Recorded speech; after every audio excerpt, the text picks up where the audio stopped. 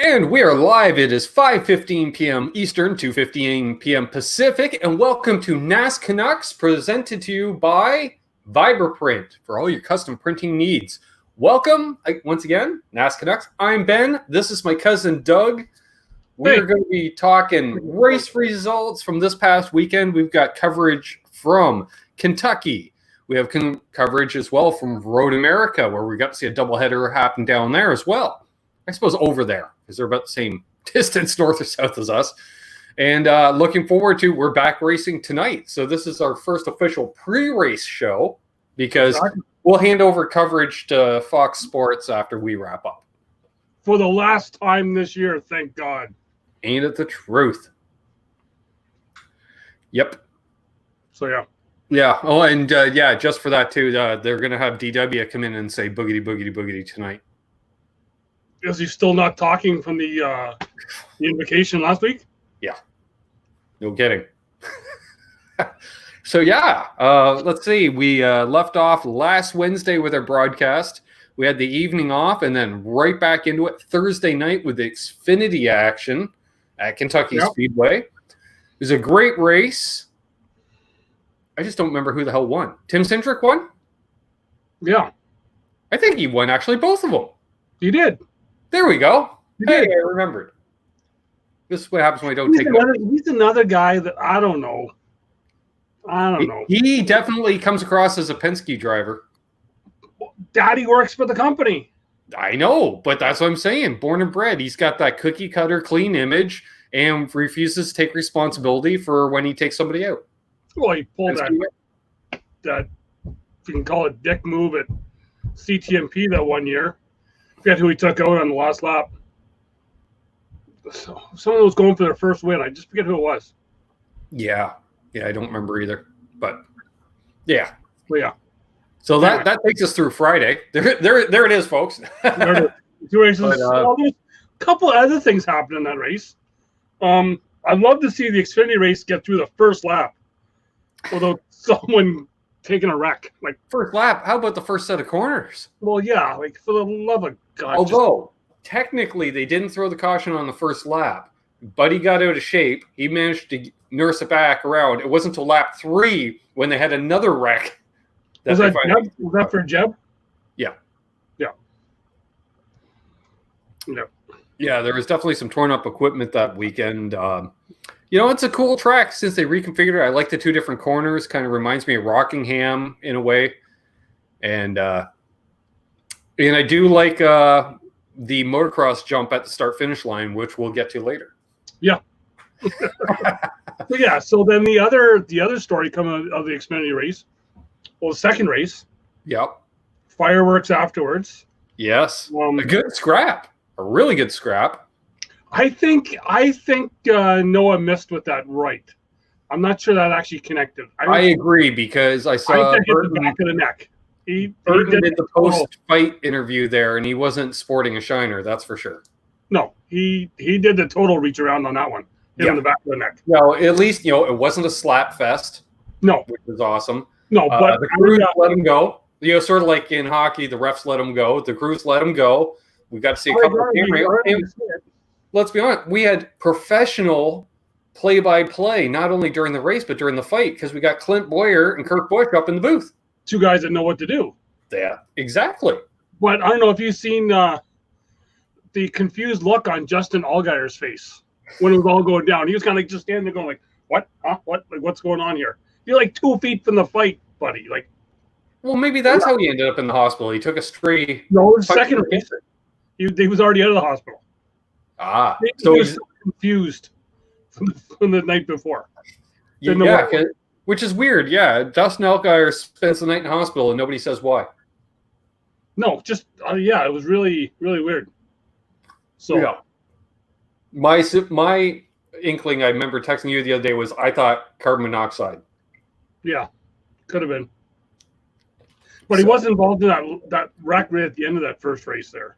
That's true. So, but yeah. Still wasn't as bad as poor Mario Gosselin. He's short one more car now. That thing got written off at the end of the race. Yeah. Hard hit. Was it that car? I just forget. No, the Mike Harmon car. They had I think there was a policeman was on the door for them.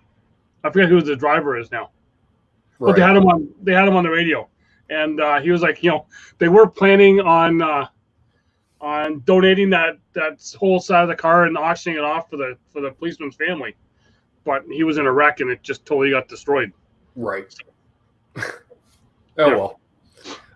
So that would bring us into Saturday.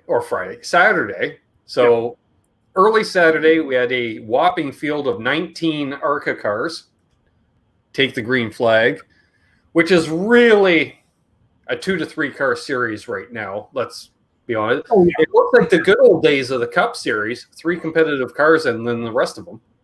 Yeah. And, it was all right. It was, Ty Gibbs made a race out of it, I'd say. Like the Xfinity Series, second verse, same as the first. Yeah. He won last week, wins again. But, really, I think he's going to make it like, okay, who's he going to take? Whose spot's he going to take at Gibbs? Right.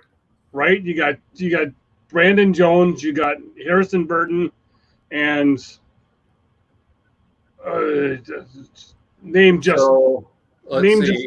he would take. There's the one other person. It just boom out of my head. Yeah, I'm just thinking he'll probably take Denny Hamlin's spot because I would imagine Harrison Burton is that much further ahead. Will take over for say Martin. I mean, he's going to go Xfinity Series first, right, and possibly trucks. Actually, he'll probably go to KBM first, right, the feeder system. Yeah, because honestly, that's the thing. There's no room at the end, right? So, no, not at all. Yeah. So, it was a pretty good race, for what it is. I wish there was a few more teams out there and stuff. And but man, I tell you, that's a fun series. If you had some money and you wanted to go racing, for sure, that'd be a cool series to run. Which. Skipping ahead, we'll might as well get into the truck series as well. Trucks as well running at Kentucky right after the ARCA race.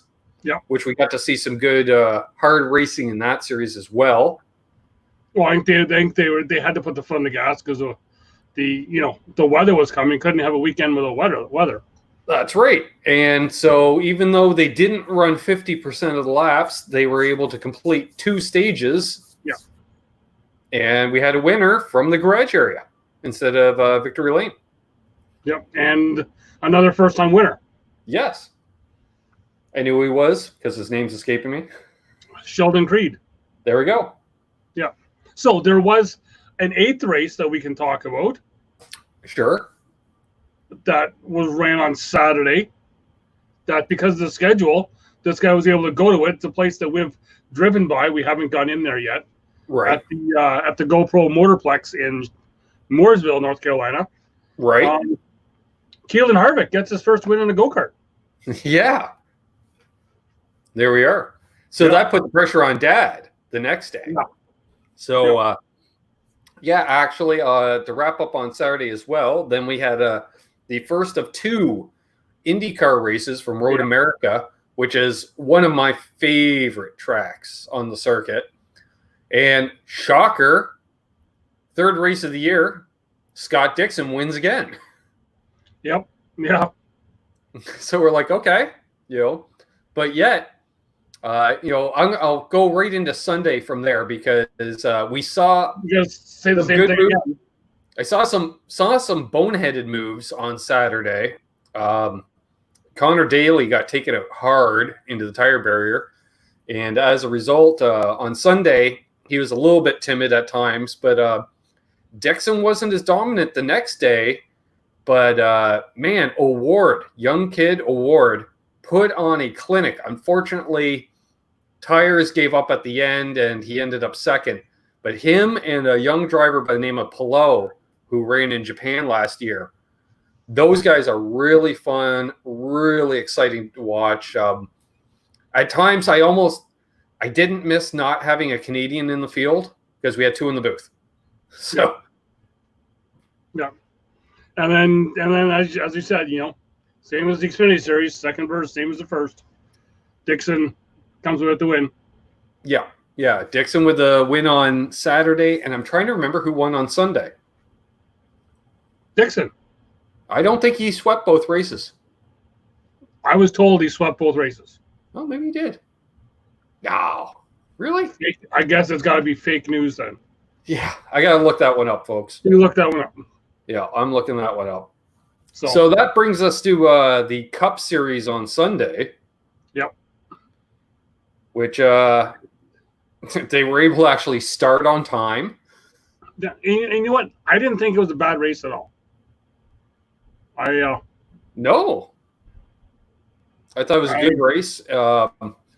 We did see, it was funny, we were talking off air, the typical, where did he come from near the end of the race? We have a late race restart, and Kevin Harvick just shoots out of a cannon, does this amazing move to take the lead, and it looked like he was on Truex. But I wasn't, I'm going to be the bad fan here because with him having to go to the back for the failing inspection 3 times, and then not remembering that he's won like 11 times coming out of the back. Right. Just to add, it was Felix Rosenqvist who won on Sunday in the IndyCar Series. Oh, then fake news then. Someone told me wrong. There we go. But Harvick. So Truex comes out of the back. Yeah. Takes the lead, runs up front. Yeah. But then again, it's another mile and a half. Like he's like king of the mile and a half. Yep. But I thought it was interesting. Right at the very end of the race, we had another caution, which I believe put us into overtime, which is who was that one for now again? What's that? Who was that for again? Someone did something, and then like Austin Dillon trying to come back up was going into the pit, and last second decides, oh no, I got to go back up in the track, and just loses it. Yeah, because he just totally unloaded the car. Right hooks it into the wall. It's like, what the hell? Yeah. So interesting enough, I think a young lad who was going to school there, he was paying attention. Young Cole Custer there was watching how Harvick did that restart, and he said, hey, I see how you made it 3 wide. You went down low into 1 and 2. Let's go 4 wide, and I'll take the high side and just not let off. Well, I think Harvick could have still had it if he didn't get submarined from the guy doing the freaking whoop-de-doo from the down below there. Which brings us to that lovely motocross jump at the start-finish line. Because Kentucky is one of those tracks where guys will dive down onto the 8-degree apron to gain some position down the front stretch. However, we hadn't seen anybody dive down there prior to the start-finish line. And lo and behold, there's quite the jump there at the start-finish line. So one of our favorites, Ryan Blaney, he hit that and boom. Went airborne. He was all 4 wheels off the ground and landed in the low groove going into turn 1. Unfortunately, Harvick was pretty much occupying the same part of real estate. Yeah. And you know what? I have no idea how Harvick didn't hit Truex and Truex didn't hit Custer on the outside.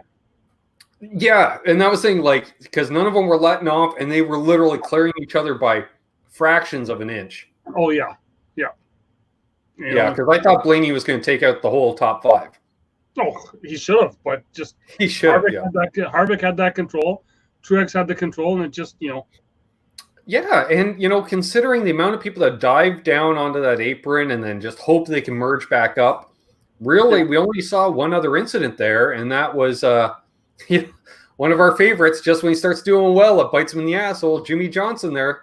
He's like, hey, I can jump on down there. And no sooner did he get down that apron, as soon as he merged up, Keselowski said, I don't think so. Yeah, exactly, yeah. And then they battled about it on Twitter afterwards. Yeah. Which both of them done that boneheaded move to each other multiple times. Yeah. And then you get a guy like, I liked Harvick after the race. Because they asked him about all the stuff that went on in that the last 2 laps where when he did pass Truex, right? Truex moved up. He said he just misjudged it. Nothing was done wrong. He just made a mistake, right? no harm, no foul. He was fine. And then he said, and then Blaney got him, and he wasn't pointing fingers or nothing, right? So That's right. Yep. But I will say, and we did see over the course of the weekend, I think pretty much across the board. I can't speak on behalf of ARCA, but across the board, tire issues, specifically left side tire issues. And, I heard one crew chief make comment of it, and it really stuck with me. And it's a problem with this no practice, let's just pull names out of a hat and go racing, is teams can't scrub in tires anymore. And certain teams, especially your lower budget teams, you would scuff all your tires because you were going to use less tires over the course of the race. So you want to scuff them, heat treat them, make them harder so they last longer, and they no longer have this option. Mm-hmm. So we had discussed last week, we need at least a practice, a happy hour, something. Yeah. Or even like a happy half hour. Exactly. Right.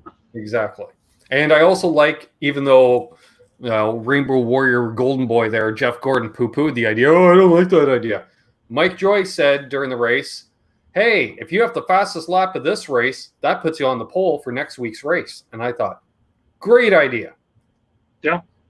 But Jeffy didn't like it. Maybe because a Hendrick car hasn't had the fastest lap of the race. And maybe not. Maybe he was the last one to do it. So speaking of the weekend, there was one other bonehead move. And, we kind of talked about it. There was an Xfinity team got fined $10,000. Yep. So apparently, as the story goes, they fudged their roster a bit of crew members coming into the race. Okay. Because apparently they had a new sponsor. Mm-hmm. And this sponsor wanted to come to the race. Ah. So they put him down as a working crew member for the team. Well, sure. They kind of all know each other. Exactly. So, yeah. And with the bare bone teams being there, depending, I haven't seen the sponsor, but unless he's built like a team member, he's going to stick out. Yeah, I didn't hear I don't know which team it was. I didn't get a chance to look it up. Just heard it on the way home tonight here. So, yeah. So, and Moody was saying how, the teams are starting to get a bit lax with the whole, NASCAR has been like just hammer and tong, just. Yeah. You have to do it. You have to stay on it. Because they're the only major sport out there going right now, and they want to keep it that way. And they've had where the team van has showed up at the track, and you got like 8 or 9 guys in there not wearing masks, and NASCAR's been pretty, I don't want to say lenient, but they've been, hey, you guys got to smarten up here. Yeah. Right? Yeah. Otherwise, we're shut down again. Exactly. Awesome.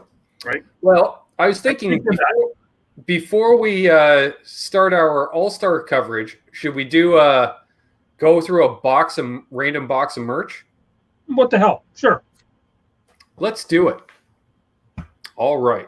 I'm going to put the box. So for those who don't know, I got a bunch of NASCAR merch in boxes. So I was out in the garage the other day. I just grabbed a random box, and let's see what's in it. Because I have no idea. All right. So we have a banker's box. I see a Jimmy Spencer, I think. Yeah. Okay. Well, we can go there first. Yes, we have the 1997. Here, I'll present myself here. The 1997 Camel cigarettes. Adult collectible, obviously, because it's got the actual tobacco sponsorship on it. Mm-hmm. Apparently priced at $30. Not that I was vending at flea markets or anything. All right. We also have, in 1/64th scale, not in the best condition, but is the top 3, it's the winner's circle, the top 3 finishers of the Daytona 500. Cool. And hey, look, it's Terry. Terry 3Gs is here. Hey, Triple G's. So we've got in the winner's circle, Davey Allison. Second place finisher, Morgan Shepherd. Third place finisher, Jeff Bodine. I'm thinking the Fords were fast that year, Doug, because the top three were all Fords. Oh, well, I was going to say something there, but I'm going to hold off on that. I'm gonna hold. No, just it goes in with another topic that we did talk about, and we can talk. We didn't talk about talking about it here, but we can talk about it. It's a lot of talking, but To celebrate winning at Dover, September 24th, 2006, we have the raced version Jeff Burton singular wireless car. Nice. That one will be going on display because I'm a Burton fan. Yes, you are. All right, let's go for the big one. Because one of them is something you've seen in person. We have 124th scale, a dual model kit from 1987 of Ford Thunderbirds. We got Alan Kowicki and a rookie, Ken Schrader. Nice. Yeah.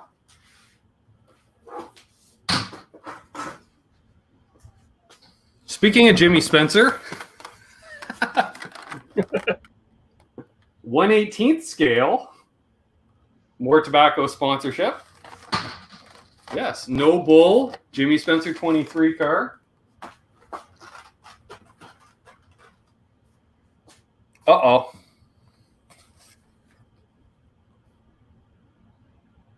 It's a bank. Oh, is that the bank? Is that the actual bank? This is one of them. Yeah, but Yeah.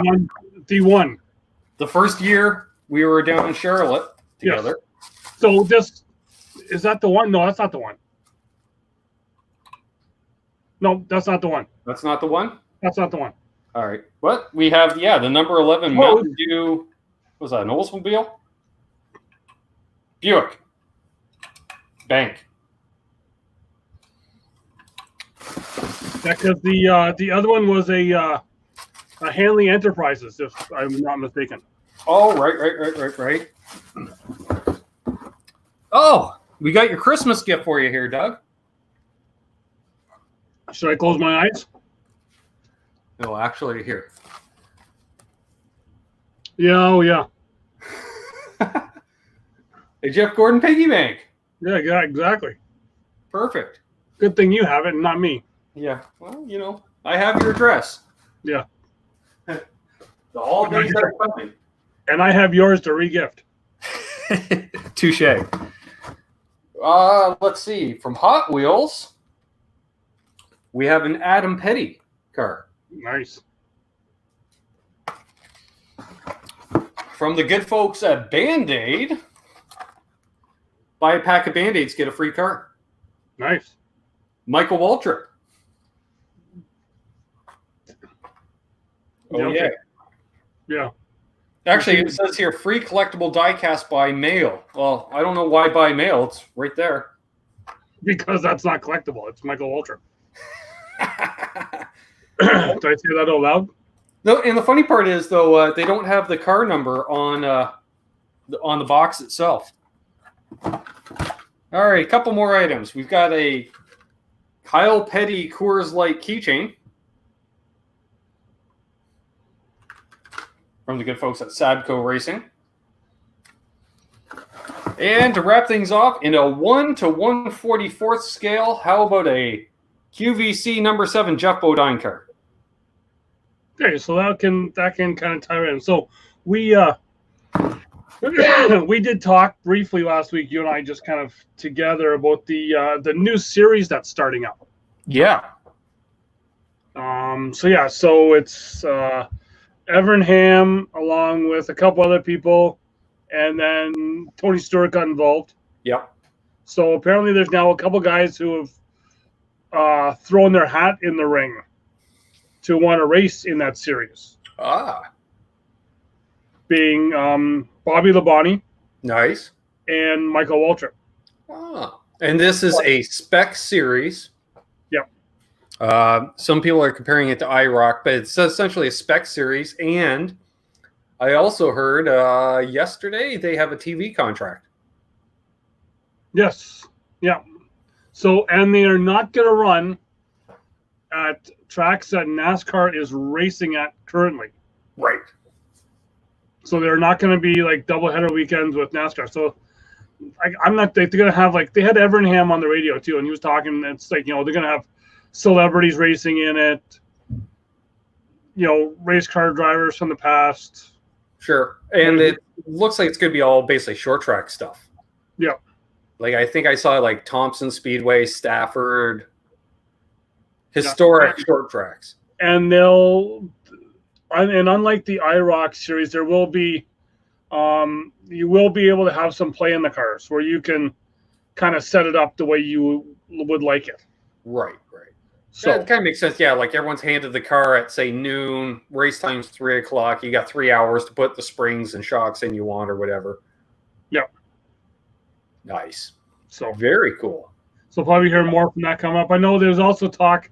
I heard Jeff Bodine's name lobbied around there as well too, that he might want to race a couple in that there, but I wouldn't doubt Todd Bodine.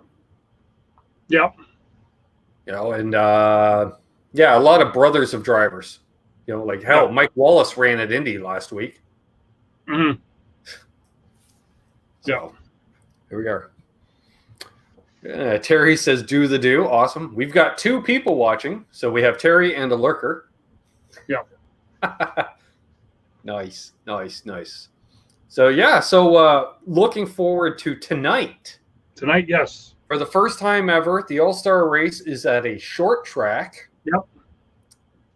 And, we're headed to Bristol for the All-Star Race, complete with neon lights under the cars. Yes. Well, so that's another thing. I assume it's probably LED strips and not actual neon because, let's be honest, if there's a wreck, you don't want to be cleaning up broken glass. Yeah. So they were talking about that is, could they actually do that for a regular night race? Put the LED strips on there and have it be able to be changeable. Yeah. Right? That cars on the lead lap are in green. Cars that are not on the lead lap are in red. So I think for people. I think that'd be good too for like the way they delineate chase drivers and non-chase drivers. Yeah. You can be green if you're advancing the next round, that yellow if you're on a bubble, and if it's red. Yeah. No, what I heard was someone was saying, put that on the car, not on the ticker. Right. Like actually had the cars going around Bristol, like freaking Christmas, green and red, just twinkling everywhere. Right. And as the guy gets lapped, he goes from green to red. Sure. I don't know. And as you can see, I got the Jesus picture here because he's hanging up above because he's on the pole tonight. Jesus. Yeah. So we didn't really comment. Neither of our drivers' picks from last week won. They were both in the hunt, but you had Harvick and I had Truex, and that didn't really work out. So who's your pick for the Open to transfer in, and then who's your pick to win it all?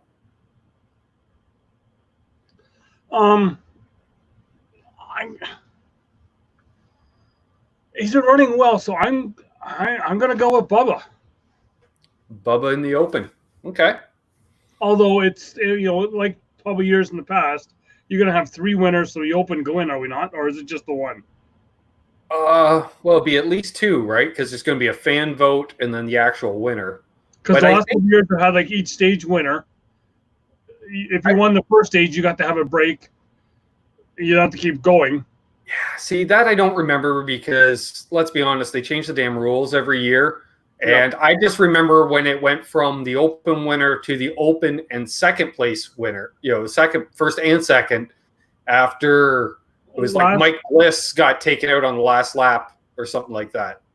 The last couple of years, it's been the stage 1 winner, stage 2 winner, winner.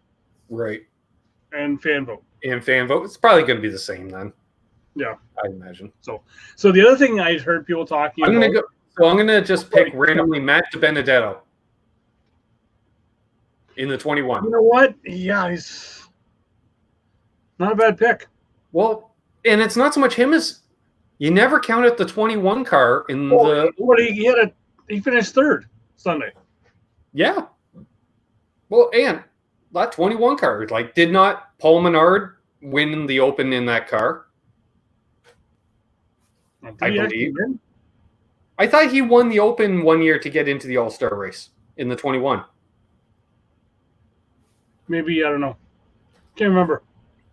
But we know Mikey did it. Yeah. Casey Kane's done it and then won the All-Star race that night. In the 21? No, he just did it. Yeah. But he won the Open. Yeah. So, yeah, and then for the main event, let's choose somebody that's already in the race. Who do you like in the main event? Harvick? Truex? I'm thinking for some reason, because it's Bristol, he's on the pole. It's a coin toss for me, but I'm thinking possibly Kurt Busch. Yeah. He always runs well at Bristol, and he has no problem moving somebody. Mm-hmm. Hey, Tom. Good to see you. But yeah. Well, it should be interesting tonight.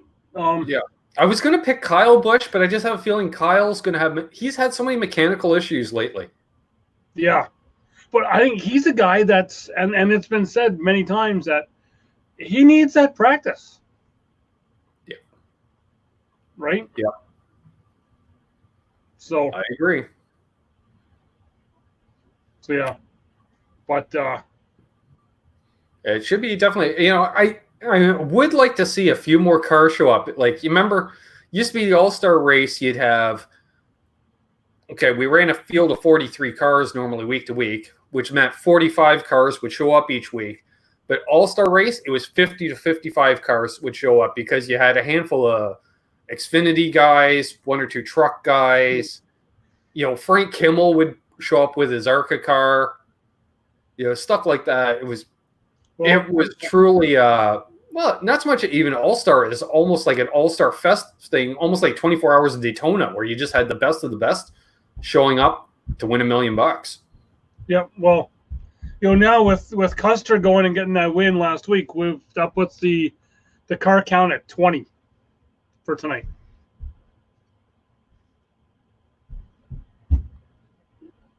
And he's just stunned with that there. But yeah, so it's car count's at 20. Truex is on the pole. I am not sure who's on the front with him. I will just check that out now. But yeah, with I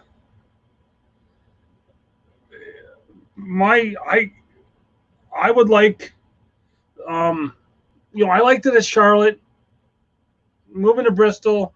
Yeah, we got some fans there. We got some fans back tonight.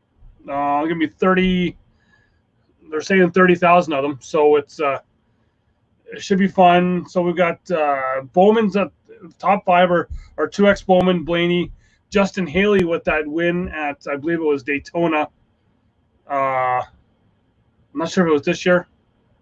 Then Harvick is in 5th, Kenseth, Busch, Custer, Keselowski, and then Kyle Busch, the 10. So yeah, so looking, Ben is gone. So he's so yeah, so it's the Bristol race. Talked with I didn't talk. Listen to Dave Moody talk. Oh, there. Doug's back. Yeah. I came back and you were gone. All of a sudden I'm alone. I'm like, what the hell's going on here? I didn't. I just rambled on with the top 10. So good. We got the like I was saying to people here. We got the 30,000 fans tonight. Oh, really? I did not know that. We got the fans. Dave Moody, him and Jeff Striegel were talking. And the one thing they noticed, the one thing that Dave now realized he missed. I don't know if you can guess what he's missed about not having the fans there. Free food in the infield? Almost. Smoke from the charcoal barbecues and everything else. I can see that, yeah. It's that whole thing. So we'll see. we'll see how that goes tonight. With all the fans. I always wonder about those guys. When they stick, like the guys on working cameras, they're up on those pedestals, or guys like Moody. They catch a whiff of someone frying up something. Like, ooh, I could go for some of that right about now. Yeah. It's just the smell, and you're stuck up on this damn cell phone tower. Yep. So. Yep. Yeah, it's gonna be some good stuff definitely tonight. What are we previewing as far as this weekend? Where are the Cup guys running this weekend? I can't remember. Is it Texas? Yes, it is. Yes, because it's been that. What's the situation like in Texas? Right. Striegel said that they're just waiting for that text message to say, you know what, we ain't going there. We're going somewhere else. Right. Yeah, and we got another doubleheader. The next few weeks, right? It's hit and miss the next few weeks. You look at Texas, Florida. Texas, Kansas, New Hampshire, Michigan, and Daytona. Dover and then Daytona. Wow. And then South Carolina. I'm thinking so much for everything within driving distance, eh? Well, they opened it up and went a little farther, right? Yeah. And now that they've done that, everything is literally opened up with everything. So it's going to be interesting. And we've got another doubleheader weekend for the IndyCar guys. They're going to be out at Iowa Speedway. Yep. There's a hometown area, a friend of the channel, Randy Crooks. So we have to keep that in mind for next year once we're allowed to international travel again, because we've got he's right outside Des Moines. Yeah, and it's that track is in Newton. Yes. Newton, Iowa. Is it? No. Yes. When I was even looking at somebody else in front. Are the trucks? I think the trucks are running Iowa this weekend too. Could be. Somebody's running along with Indy. It's either trucks or ARCA. I want to say trucks. And Xfinity has the weekend. No, Xfinity's in. No, everyone's in Texas. Everybody's in Texas. Makes sense. So it could be. You know what? I think they're doing that. Like everybody run everything because again, we don't know week to week. So let's get as many races under our belts as we can, so we don't have to shorten the season too much. Mm-hmm. Yeah. So, and I think a weird stat I'd seen, because I kind of took a little bit of heat on Twitter, but Kyle Larson, if he would happen to be reinstated and be able to run, and then he's not going to get the waiver. There's no way he's going to get that waiver, but he's only he gets a win and he's 2 points, and then he's 2 points out of being able to make the playoffs. Right. There's 6 drivers that are still below him in the standings. Oh, I know. Figure that one out. I think it's weird because it's not the same teams every race.